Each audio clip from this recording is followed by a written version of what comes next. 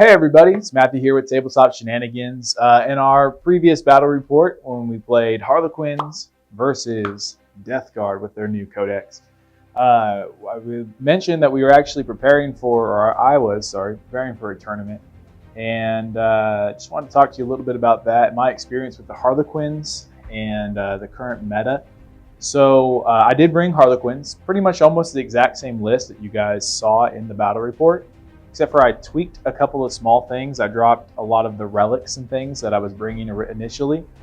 Instead of starting with 4 command points, I was starting with 7, which made a big difference. It's pretty enticing to want to bring all of those pivotal roles, all the relics you can squeeze in and stuff like that. I thought like that was the right way to go initially. But after doing a couple of play tests, I went ahead and finagled the list a little bit. I don't think that all of the pivotal roles were perfect, were super useful. Like on the Death Jesters, paying the X for Chigoroth's Lament, and then also for all the extra pivotal roles on both of them. I just didn't feel like it actually was adding anything to the army. The Death Jesters just weren't quite doing it. I think Death Jesters are amazing models for the point value. To be able to just hold an objective, their character, they're easy to hide, get out of line of sight. I think that they are a great model, but I don't think that they're worth spending 2 to 3 command points on to give extra relics and pivotal roles and stuff like that. So in the future, I'll probably abstain from doing that. I did also drop the pivotal role that you can choose that reduces the range of incoming attack fire for friendly Harlequins troops or mass units within range. It just wasn't worth it for that extra command point that can be used for interrupting combat to keep the whole unit alive, for doubling damage, for fighting again. I mean, there's so many useful things for your CP, so many different stratagems you have going on. It was really tough to decide, yes, I want to spend that extra CP here and here before the game even started, knowing that depending on your opponent, it may not even come into play. So I wanted to talk to you guys a little bit about that. I ended up playing with the Harlequins, and I ended up playing against 2 Space Marine armies, and then 1 Imperium. It was Knights and Admech kind of smashed together. So first of all, I played against Space Wolf, so a really good assault army versus a really good assault army. I ended up doing really, really well in that one. Like 83 to 13 was, I think, the final score, and we weren't calculating battle ready points, so it was actually technically 93 to 23 with the extra 10 points for being battle ready or fully painted. And it was kind of just a landslide. Unfortunately for him, the Space Wolf player had to go first, so he spent his first turn moving closer to me, and I was able to counter-strike on multiple fronts to get the first initial charge in, and it was kind of brutal. That big, I don't know, I'll have a link of the description of my squad, of what I brought, but I had a 12-man unit of troops with the Kiss that ran around with the Warlord and the Great Harlequin, so he was rerolling failed ones to hit and reroll all failed wounds. And the 60 attacks for the 12 of them, doing D3 damage. I hit that first line of cavalry. There was 5 of them, Thunderwolf, and they all had storm shields, but with the +1 damage stratagem, which is Murderous Entrance, I spent 2 command points for that. So I was doing flat 2, minimum 2 up to 4 damage per attack on 60 attacks, rerolling basically everything. I was able to just clear out like a big chunk of his army in one foul swoop.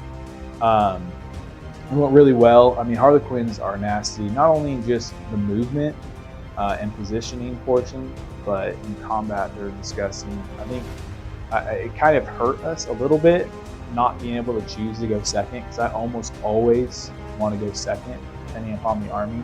It's very few times where I would like to go first. Like for instance, if I was playing against Guard or Tau, someone I thought was going to sit on the back line, I wouldn't want that extra turn to try to push up the field. But in most cases, any army that has an assault element, that you know is just going to move, I pretty much always want to go second. Another one I'd like to go first against is Admech and Knights mixed together. That was my second game. That was by far the closest game that I played, and that one came down to the wire. So that game was 60 to 53, or I'm sorry, 70 to 63 would be the final score on that one if you count the points for being battle ready. He was playing this insane list with 3 full squads of the Admech horses, and they got their pregame move and then their move, and then they're able to start sniping characters. He was able to take out my Shadowseer before I even got to turn 1 and charge my front line, even though I deployed pretty far back. He was still able to charge me turn 1. And then he brought 9 of the small knights. He bought 3 of the ones with the Melta and Chainsword, the Hellglaive, I think that those ones are. And then he brought 6 Forge Rolled ones with these grab weapons that did D6 shots, AP -3, flat 3 damage, and man, it was tough. He was able to kill all of my, I brought 10 bikes. He was able to kill like all but 4 bikes before I even got a first turn.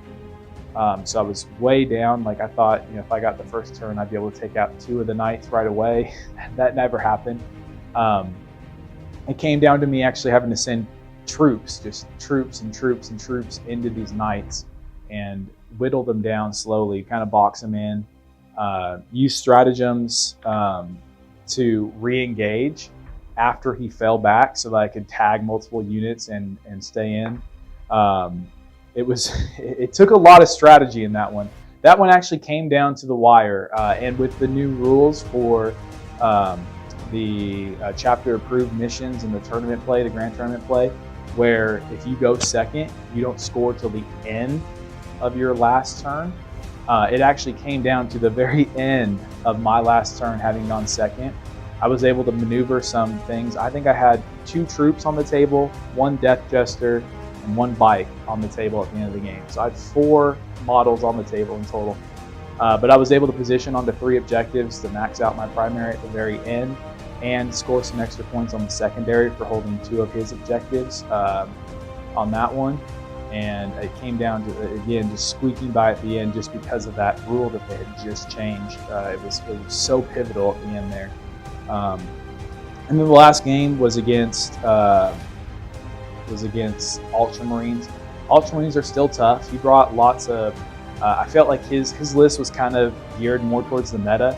He had lots of Melta, lots of horde removal. It felt like his army was really built for fighting Space Marines right now and Necrons and stuff like that, because he had brought 5 of the Eradicators and then a whole drop pod full of a Devastator squad with 4 multi-meltas. Some assault intercessors with some, not assault intercessors, assault squads with some pretty good like anti-horde weapons and stuff like that. I got kind of lucky in the middle part of it. Turn 2, when he dropped in his reinforcements, he just failed a couple of charges, and it allowed me to strike back first, and I ended up just kind of running away on that one. The final score on that last one was 90 to 45. So altogether, I scored really well with all 3 of them combined, well above 250. The second game was really tough, or else it would have been a really, really good tournament. But I did pretty well, all told. I ended up placing first, which was awesome. And the Harlequins really showed out. I was the only one that brought Harlequins, thankfully. So I wasn't looking forward to playing Harlequins versus Harlequins. But it ended up working out really well, and I had a lot of fun. The Harlequins, I thought, performed really well. Some things that I noticed was the Harlequin's kiss is disgusting. It's really nasty, especially on the Solitaire, getting flat 3 damage with the Relic Rose kiss. It's disgusting. It's really, really fun. Like I think one time I charged in playing against the Ultramarine, I charged into one of his Redemptor Dreadnoughts with the Solitaire. I did spend the extra points on this pivotal roll, the Unnatural Form, for the flat -1 to hit. I think that's huge. But he charged in. He did quite a couple, like, some really good damage. And then I used the stratagem to fight again after the Redemptor fought back and didn't kill the Solitaire. To fight again with the Solitaire, that was huge. And it allows him to like really put out some damage. I was able to end up killing that Redemptor.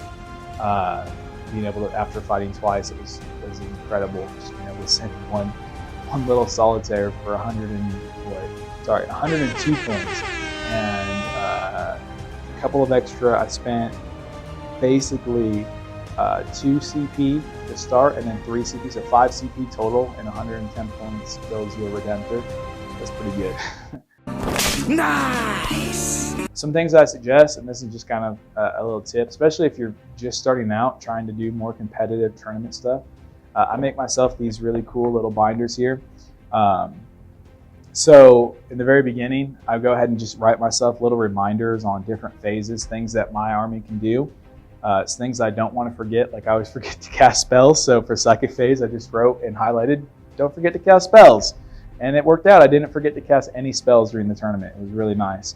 In the fight phase, I talked about making sure that I do my consolidations, my pile-ins correctly, staying outside of range. Just write myself little notes so that when my opponent's going, I can glance over this as they're moving troops and stuff like that. Just keep it fresh on my brain. And then I go ahead and put just kind of the overall army stats and stuff like that. Like this, I make sure to remember I'm Frozen Star, so I get my extra attack when I charge. I even highlighted that. And then I go through each individual troop. I keep the sheet right here. It's quick, it's on hand. I don't have to thumb through a computer, phone, or a book or anything. It covers all your rules right here.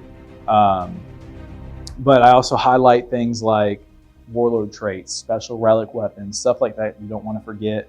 Don't forget those. For the Shadowseer, it keeps all your spells right there on hand really fast. I always like special, like Shield from Harm. It's one of those things I always forget. I always forget about the -1 to wound. So it's really big to highlight stuff like that, especially if you already know that it's something that you typically forget, to have that. For troops and stuff, I don't really highlight anything. Just have them there in case someone has a question. I can present them the information. Stuff like on the Death Jester, since I had 2 different Death Jesters with different abilities, I highlighted each of them and made notes on what color, because I have 2 different colored Death Jester, so I just made a note on which color had which, so that way I wouldn't forget. And I wouldn't cheat anybody by giving the wrong powers as the game's went on. And on the Solitaire, I highlighted a whole bunch of stuff because he has a lot of different things going on. And I wanted to make sure, the one big thing is I always forget the damage 3 against infantry. That's huge. Just flat damage 3 against infantry is big. But that's all good stuff to remember. Skyweaver, stuff like that. Like the fact that they auto advance 6 inches, it's really big. Another thing I forget sometimes is that. But this thing is huge. Just make yourself a little binder. I mean, I probably spent $10 on this, all told, to get everything, to make a little binder. The cool thing about that is as I go for, like say in the next tournament, I decide I want to play Scions or something like that, or Dark Angel or something like that. I can just pull those pages out, put them in a little box or something like that, add in new pages, and I don't have to buy more stuff. I just go ahead and add tabs. And on the tabs, I just put HQ, like just generic stuff that I can then add whatever army I'm playing in there, and it's easy. Just some stuff to think about. If you're interested in doing something like that, I would strongly suggest it, just because it helps. Especially for me, I forget, because I play lots of armies, and I forget all their little special, minute rules. So just being able to have them all on hand is really nice. And at the very end, I almost forgot to show you this right here. This also is super helpful. I mean, it's all in the book. You get the cards, everything like that. But since Harlequins have stratagems in 2 different books, I went ahead and I just got all of it onto one nice page here. I went ahead and highlighted the ones I felt like I was going to use more than other ones, like the ones like Hero's Path, Prismatic Blur to give you the bonus to invulnerable saves, Dramatic Entrance, Fire and Fade. Like we talked about earlier, Murderous Entrance, the +1 damage. That's huge stratagem there. Yeah, the Twilight's Encore is really, really awesome. Once your opponent moves away, move back in for 1 CP. That's great. But you just keep it all in here. You can actually, so like when FAQs and stuff happen and your command points change, you can come in there, you can make changes, make notes, so you don't forget stuff. It's all right there. It's really easy to get a handle on. I would strongly suggest that, especially if you're just starting out. And that's it for today. Thanks you guys for watching. Please don't forget that we are on Facebook, Twitter, Instagram, and YouTube, obviously, because you're here now. We appreciate you guys leaving a comment. If you have any questions about how I do stuff, any questions about any particular things, I'm always available to answer them. More than happy to. Also, we're on Patreon at The Tabletop Shenanigans. Anything you guys are willing to donate, we'd love to have, so we can continue to make videos, improve video quality, audio quality, add more models, new armies, new tables, stuff like that. And thank you.